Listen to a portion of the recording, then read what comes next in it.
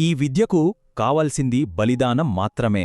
దీన్ని సాధించిన వాళ్ళు అమరులవుతారు లేదా అత్యంత ఘోరంగా చనిపోతారు. ఒక రహస్య బాబా చెప్పిన ఈ మాటలు వినడానికే భయంగా ఉన్నాయి కదూ. ఇది కేవలం ఒక వార్నింగ్ మాత్రమే కాదు, రాబోయే భయంకరమైన విపత్తుకు ఒక స్పష్టమైన సంకేతం. ఆ చీకటి మాయాజాలం ఎంతటి మూల్యాన్ని వసూలు చేస్తుందో ఈ మాటలు మనకు చెబుతూనే ఉంటాయి. ఇక మొదటి భాగం, దురాశ యొక్క మూలాలు. ఈ కథలో మన ప్రధాన పాత్ర రఘు. ఇతను అమాయకుడేమీ కాదు సుమా. వాడి మనసంతా అసూయతో నిండిపోయింది. ఊళ్ళో పక్కనుడికి మంచి జరిగితే అస్సలు తట్టుకోలేడు. కష్టపడకుండా అడ్డదారిలో డబ్బు, పవర్, చివరకు అమరత్వం సాధించేయాలని వాడి పిచ్చి కోరిక. ఈ అంతులేని దురాశే, సోమరితనమే అతన్ని ఒక చీకటి శక్తికి పర్ఫెక్ట్ ఎరగా మార్చేసింది. ఆ చీకటి శక్తి కూడా వాడిలోని ఈ అసూయ కోసమే వెయిట్ చేస్తోంది. రెండవ భాగం, చీకటి మాయాజాలం. ఒకరోజు మిట్ట మధ్యాహ్నం గ్రామంలోకి ఒక ముసలి బాబా వచ్చాడు. చూడ్డానికి చాలా భయానకంగా ఉన్నాడు. అతను మృత విద్య అనే ఒక నిషిద్ధమైన మ్యాజిక్ గురించి ఊర్లో వాళ్లను హెచ్చరిస్తున్నాడు. ఇది అనంతమైన శక్తినిస్తుంది, కాని ప్రాణాలకే ప్రమాదం అని గట్టిగా చెప్తున్నాడు. అడుగా వెళ్తున్న రఘుకి ఆ ప్రమాదాలు ఏమీ వినిపించలేదు. వాడి చెవుల్లో పడిన ఒకే ఒక్క పదం, అమరుడు. మరి మృత విద్య చేయాలంటే ఏం కావాలి? ఇక్కడే వస్తుంది అసలు ట్విస్ట్. దీనికి ఆత్మారాం హడ్డీ కావాలి. దీన్నే ధేడ్ ఫుటియా అని కూడా అంటారు. అంటే ఆత్మ విముక్తి పొందకుండా భూమిపైనే చిక్కుకుపోయిన ఒక శవం నుంచి తీసిన 1.5 అడుగుల శపించబడిన ఎముక అన్నమాట. దాన్ని తేవడమంటే చావును డైరెక్ట్గా ఇంట్లోకి తెచ్చుకోవడమే అని బాబా చెప్పాడు. కాని మన రఘుకు అవేం పట్టలేదు. వాడికదొక ఆటలా అనిపించింది. మూడవ భాగం, శ్మశానవాటిక.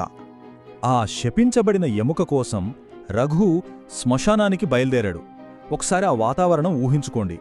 దట్టమైన పొగ, కాలుతున్న శవాల వాసన, భయంకరమైన నిశ్శబ్దం. మొదటి రోజు కాపలాదారుని చూసి భయపడి పారిపోయాడు. 15వ రోజుకి వాడికి పిచ్చి ముదిరిపోయి బూడిద తవ్వుతూ దొరికిపోయాడు. ఊరివాళ్లు తన్ని తరిమేశారు. కానీ 2 నెలల తర్వాత మానవత్వం పూర్తిగా వదిలేసిన రఘు ఏకంగా ఆ కాపలాదారుడి మీద దాడి చేసి మరీ ఆ బూడిదను జంతువులా తవ్వడం మొదలుపెట్టాడు. చివరికి ఆ వేడివేడి బూడిదలో రఘు చేతికి ఏదో తగిలింది. ఆశ్చర్యమేంటంటే ఆ నిప్పుల్లో కూడా ఆ ఎముక మంచులా చల్లగా ఉంది. దాని పట్టుకోగానే వాడి నరాలు బిగుసుకున్నాయి.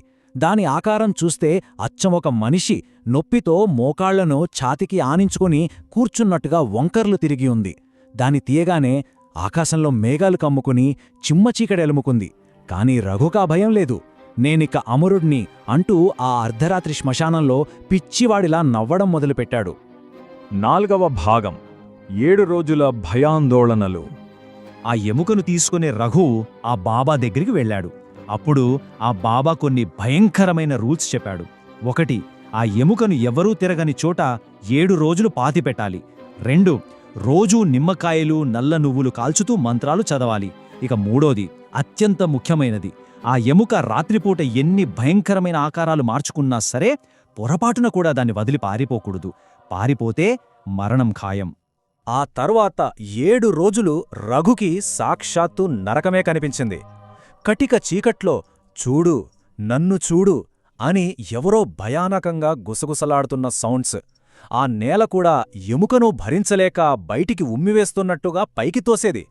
రాత్రిపూట ఒక నల్లటి రాక్షస ఆకారం ఆ సమాధిని తవ్వుతున్నట్లు పీడకలలు వచ్చేవి. ఉలిక్కిపడి లేచి పొద్దున్నే వెళ్ళి చూస్తే నిజంగానే ఆ మట్టిమీద పెద్ద పెద్ద జంతువుల గోళ్ల గీతలు కనిపించేవి. ఆ ఎముకలో ఉన్న శక్తి లొంగకుండా ఎంతగా పోరాడిందో మనకిక్కడ అర్థమవుతోంది. 5వ భాగం, తుది ఘట్టం. ఆ 7 రోజుల నరకం తర్వాత ఆఖరి ఆచారానికి టైం వచ్చింది. అదే 13వ రాత్రి. ఇది ఎట్టి పరిస్థితుల్లోనూ తప్పించుకోలేని ఒక ఉచ్చులాంటిది.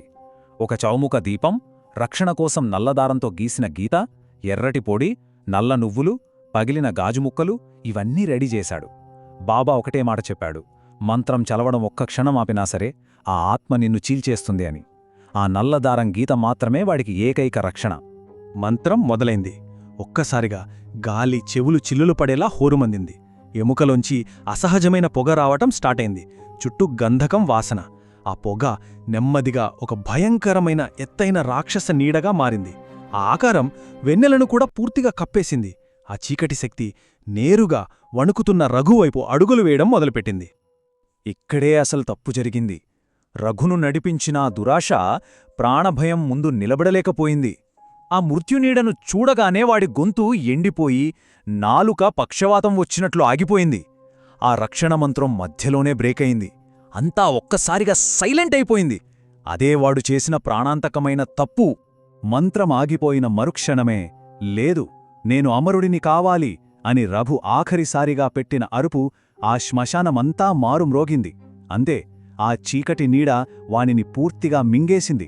ఆ ప్రదేశం మొత్తం ఎప్పటికీ చెదరని ఒక భయంకరమైన మరణ నిశ్శబ్దంలో మునిగిపోయింది. ఒక్కసారి ఊహించండి, రఘు ఏమనుకున్నాడు? అనంతమైన శక్తి, సంపద, అమరత్వం వస్తాయనుకున్నాడు. కాని తెల్లారి చూసేసరికి ఏమైంది?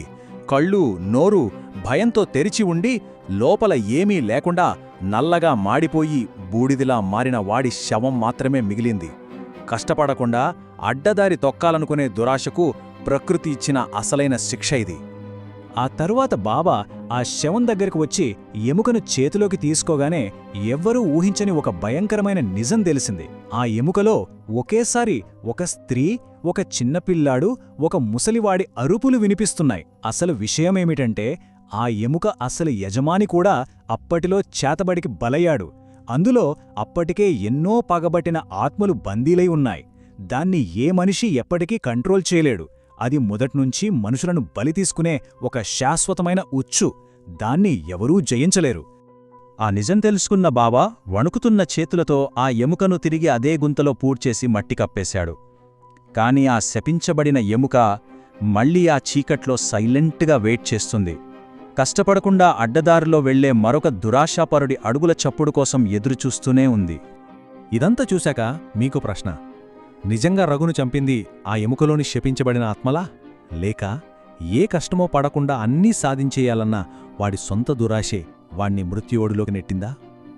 నిజమైన రాక్షసుడు చీకట్లో ఉన్నాడా, లేక మనిషి మనసులోనే దాగి ఉన్నాడా? ఒక్కసారి ఆలోచించండి.